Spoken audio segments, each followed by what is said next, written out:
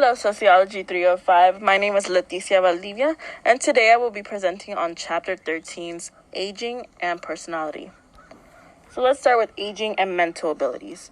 There are many mixed and conflicting answers as to how aging impacts intelligence, learning and memory, and creativity.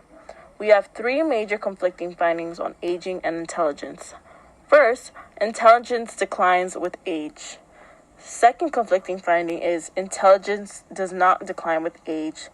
And lastly, intelligence declines with age in some dimension, but not in other dimensions.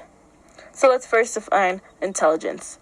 Intelligence is the capacity to process information. The confusion on aging mental abilities stems from multidimensional nature of human. So let's get into aging and intelligence. Biological aging affects cognitive aging. David Wechsler created one of the most widely used adult intelligence tests. His test showed that IQ scores declined with age. Age differences were found to be less conspicuous in verbal IQ than in performance IQ. Let's define crystallized intelligence. Crystallized intelligence is culture-bound abilities. Likewise, let's define fluid intelligence, which is more or less culture-free. Fluid intelligence represents quality of thinking, reasoning, and problem-solving that are acquired under casual learning conditions. Crystalline intelligence improves with age during adulthood. Many other people have the reserve capacity to improve their intellectual abilities, including fluid intelligence. Let's see the impact of aging on learning and memory. The ability to learn new information and skills are closely related to the ability to remember what one has learned. Cross-sectional studies show that learning abilities decline with age, usually starting at the age of 40. Longitudinal studies reveal no significant decline until the age of 65, shown by a slower pace of learning. The general decline in learning abilities are associated with many factors, including declining health, memory loss, increasing slowness in response, lack of motivation, and increasing self-doubt about learning. Remembering is the ability to retrieve information which has been taught and stored into memories. Memory is information processing that consists of three sequential phases: encoding, storage, and retrieval. Let's discuss aging and creativity. Simontons have 7 reasons as to aging and creativity. Decrement in creative output is rarely substantial to impair one's outstanding achievement in later life. Negative extrinsic factors associated with biological aging, such as declining physical health and vigor, may interfere with late life creativity temporarily, but the detrimental consequences are not necessarily permanent. Observed decrement is creative and productivity cannot be taken as conclusive evidence of psychological impairment in old age. The level of creative productivity in the last years depends on an individual's initial creative potential at the career outset. The expected age decrement in creativity varies so widely across disciplines that in some areas we can hardly speak of a decline at all. And to continue, past studies on individual differences in total lifetime output have consistently shown the higher the quantity of one's creative output, the higher the probability of generating outstanding masterpieces. Creativity can undergo a resurgence in the later years of life. This final glow in creativity is called a swan song phenomenon, or last works effects. The foregoing 7 points by Simonton are not merely theoretical conjectures, but are supported by historical and longitudinal data that are referred to as histotraumatic indicators. Biological aging has no direct impact on creativity. So let's discuss sociocultural aspects of aging. Most important aspects of aging from a sociological perspective is role change. Roles are socially expected patterns of behavior associated with one's position in a given society. Social roles are linked with age. Every phase of human life involves role change, but role change in later adulthood. Disengagement theory. Researchers' central hypothesis was that aging would mean a gradual process of disengagement from various roles and activities in societies, including shrinkage in the physiological involvement in the affairs of the world.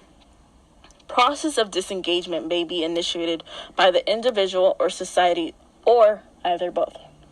Research was conducted through interviews and studies for this disengagement theory. Claims also that they found evidence for disengagement and shifts in orientation with age. Disengagement is a normal process of aging. It is functional for both society and the aging individual. Cumming and Henry suggested that disengagement is not only inevitable, but also desirable for successful or graceful aging. One can argue that disengagement can take place against the desire of aging. People most of the aged may indeed want to keep active as long as they can. Let's discuss active theory. The active theory was first elaborated by Havenhurst, Newgarden, and Tobin in 1968 as a reaction to the disengagement theory. They observed facts that as people grow older, their behavior changes. The activities that characterize them in the middle age become curtailed, and the extent of their social interactions decreases. Activity theory implies that except for the inevitable changes in biology and in health, older people are the same as middle-aged people, with essentially the same psychological and social needs.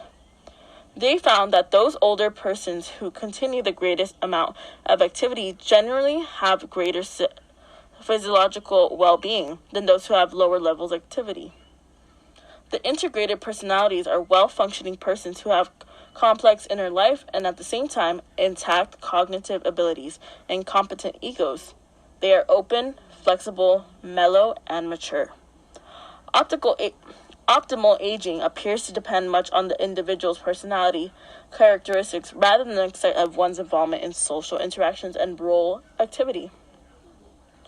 But the problems of aging in the American socioculture context. In American society, the common predictors of successful aging have found to be more or less physical health, economic security, marital satisfaction, and social activity.